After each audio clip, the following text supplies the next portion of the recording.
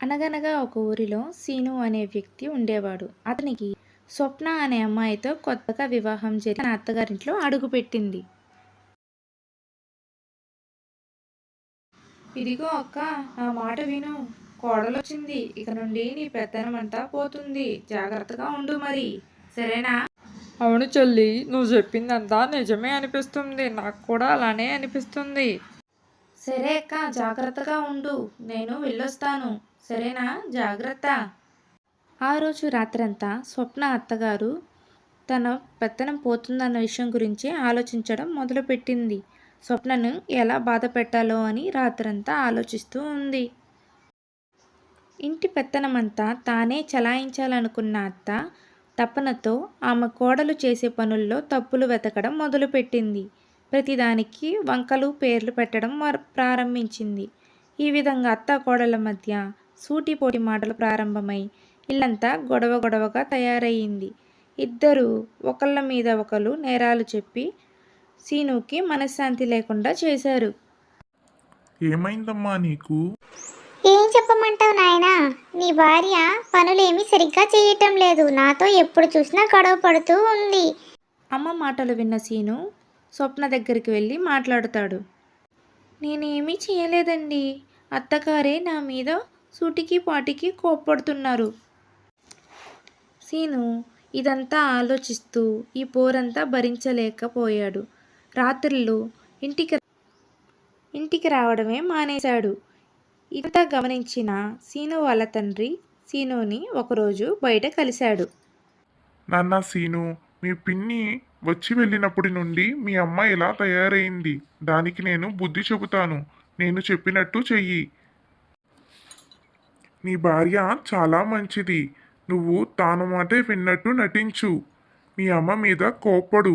నేను చెప్పిందంతా అలాగే చెయ్యి. మీ అమ్మ ఖచ్చితంగా మారుతుంది. నాకు ఆ నమ్మకం ఉంది సీను. సరేనా? నువ్వు బాధపడుతుంటే నేను తట్టుకోలేకపోతున్నాను. ఈ ఉపాయం మనకు ఉపయోగపడుతుంది. ఇంట్లో ఏమో అత్తాకోడళ్ళు ఒకరి మీద ఒకరు సాకులు చెప్పుకుంటూ గొడవ పడుతూ ఉంటారు. ఇంతలో సీను ఇంటికి వస్తాడు. అమ్మా, అది అన్నీ చేసి పెడుతుంటే సుఖంగా తిని కూర్చోక ఏవేవో గొడవలు పెడతావెందుకు? ఇష్టం లేకపోతే చెప్పు. నా పెళ్ళాన్ని తీసుకొని ఎటైనా వెళ్ళిపోతాను. నాన్న ఇచ్చే వాటా కూడా నాకు అక్కర్లేదు. నీకు ఎన్నిసార్లు చెప్పినా నువ్వు అస్సలు వినట్లేదమ్మా. నా మాట పట్టించుకోవట్లేదు. చెప్పావులే నాయనా. పెళ్ళాం వస్తే తల్లి అల్లమవుతుందంటే ఏమో అనుకున్నాను. అది నిజమే కాబోలు. నీకు నీ తల్లి మీద ప్రేమ పోయింది.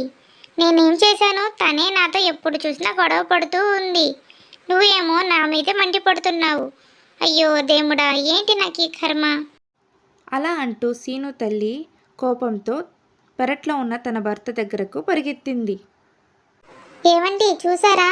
సీను ఏమంటున్నాడో? తప్పంతా నాదేనట. తన భార్యపై ఏమీ లేదట. ఇంట్లో నుండి వెళ్ళిపోతాడట. ఈ మాటలు విన్న సీను తండ్రి సీను దగ్గరికి వచ్చి ఇలా అంటాడు. ఒరేయ్, పెళ్ళాన్ని అదుపులో పెట్టుకోలేని వాజమ్మ, పోతే పో. మీ అమ్మనేమన్నా అంటే నేను ఊరుకోను. మీ అమ్మకి ఎవరూ లేరనుకున్నావా? నేనున్నాను. ఏంటేంటో మాట్లాడుతున్నావంట? నా భార్యకి నేను తోడుగా ఉన్నాను. నువ్వు ఇంట్లో నుండి వెళ్ళాలనుకుంటే వెళ్ళిపో.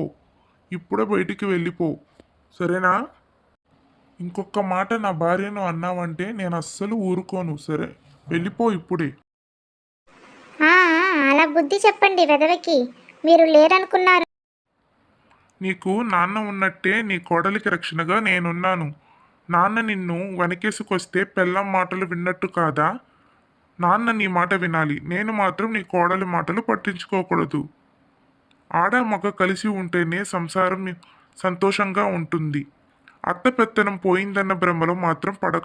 సీను మాటలు వినగానే తల్లికి తన తప్పు అర్థమైంది.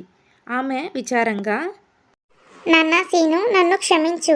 పెత్తనం పోతుందనే చెప్పుడు మాటలు విని భ్రమపడ్డాను తప్ప, ఆలోచిస్తే నీ భార్య నన్ను కన్న తల్లిలా చూసుకుంటున్నది.